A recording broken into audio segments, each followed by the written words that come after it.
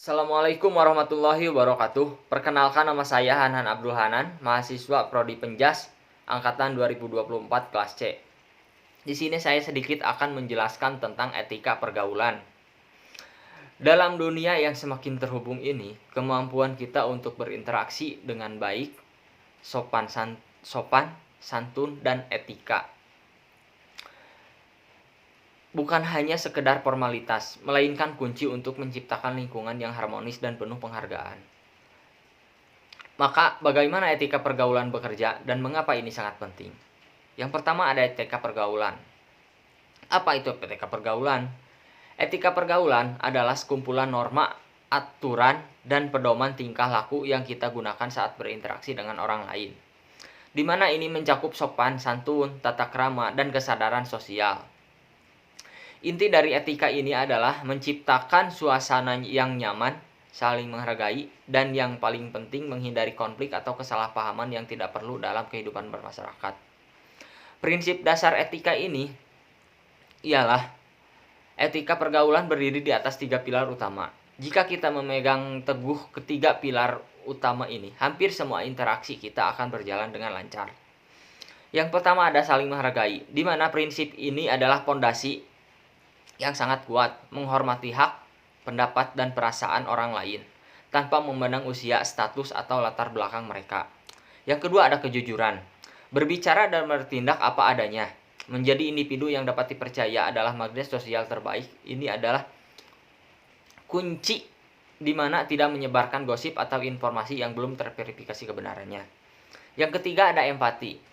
Empati adalah kemampuan untuk menempatkan diri di posisi orang lain. Dengan berempati, kita menjadi lebih peka terhadap perasaan lawan berbicara, sehingga sikap kita menjadi lebih berhati-hati dan peduli. Selanjutnya ada etika dengan teman sebaya yang dibagi menjadi 4. Yang pertama ada saling mendukung. Jadilah support terbaik bagi teman Anda. Berikan motivasi, bukan malah menjatuhkan atau iri terhadap pencapaiannya. Yang kedua ada menjaga rahasia, di mana kepercayaan adalah segalanya. Jika Anda dipercaya untuk menyimpan rahasia teman, janganlah sekali-kali membocorkannya. Ini adalah pelanggaran etika terbesar dalam persahabatan. Yang ketiga ada pendengar yang baik, di mana terkadang yang dibutuhkan teman hanya telinga. Berikan mereka perhatian penuh dan hindari memotong pembicaraan saat mereka sedang bercerita.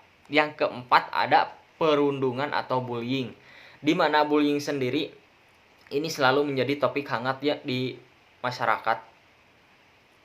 Maka tentu saja kita harus menjauhi segala bentuk bullying, baik itu kata-kata kasar, ejekan, maupun tindakan fisik.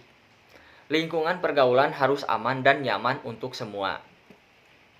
Selanjutnya ada etika dengan orang lebih tua, di mana berinteraksi dengan orang yang lebih tua termasuk guru, dosen, atasan, atau orang tua menuntut penghormatan yang sangat ekstra.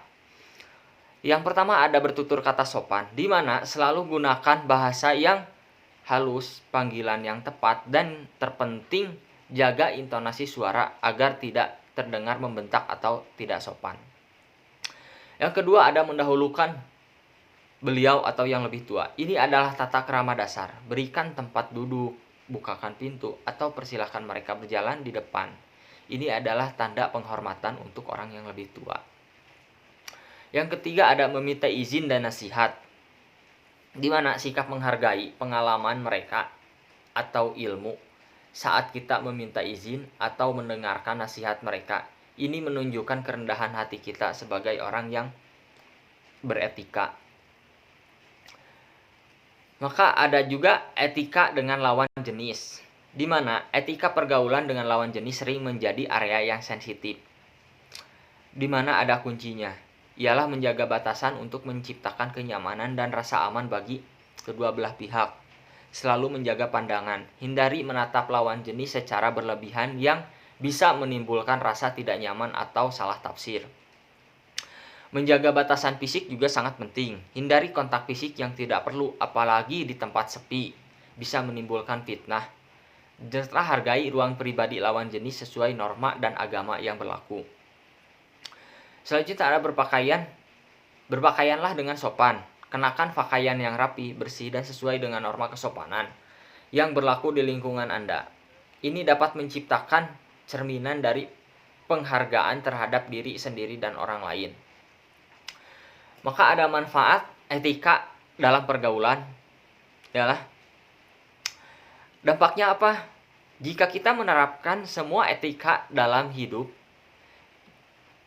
manfaat nyata yang akan kita rasakan yaitu hubungan harmonis, di mana Anda akan membangun relasi yang kuat, positif, dan penuh kepercayaan dengan siapapun yang Anda temui. Ada juga minim konflik, di mana sopan santun mengurangi potensi kesalahpahaman, sehingga hidup Anda akan lebih tenang dan minim drama. Maka dihormati orang lain. Orang yang beretika baik akan secara alami lebih disegani dan dihormati. Maka etika adalah investasi dan reputasi terbaik dalam hidup. Selanjutnya yang terakhir ada ketenangan hati, di mana secara internal ketika kita dikelilingi oleh kebaikan dan energi positif, kita sendiri akan merasakan kedamaian batin dan kedamaian dalam hidup. Maka ada quote inspiratif, di mana ada pepatah bijak yang mengatakan adab atau etika itu lebih tinggi daripada ilmu. Apa maksudnya? Ilmu membuat kita cerdas, tetapi adab membuat kita menjadi manusia yang bernilai. Seseorang mungkin memiliki pengetahuan setinggi langit, tetapi tanpa etika dia bisa menjadi bencana sosial. Maka sebaliknya, orang yang beradab tinggi akan selalu membawa kebaikan dan kemanfaatan dimanapun ia berada. Yang terakhir ada kesimpulan, di mana sebagai penutup, mari kita jadikan etika pergaulan bukan hanya sekedar aturan, tetapi juga sebagai kebiasaan yang melekat pada diri kita dalam kehidupan sehari-hari. Maka ingatlah, interaksi yang baik adalah investasi untuk masa depan dan kualitas hidup kita. Demikianlah presentasi yang bisa saya sampaikan. Mohon maaf bila banyak kekurangan. Wassalamualaikum warahmatullahi wabarakatuh.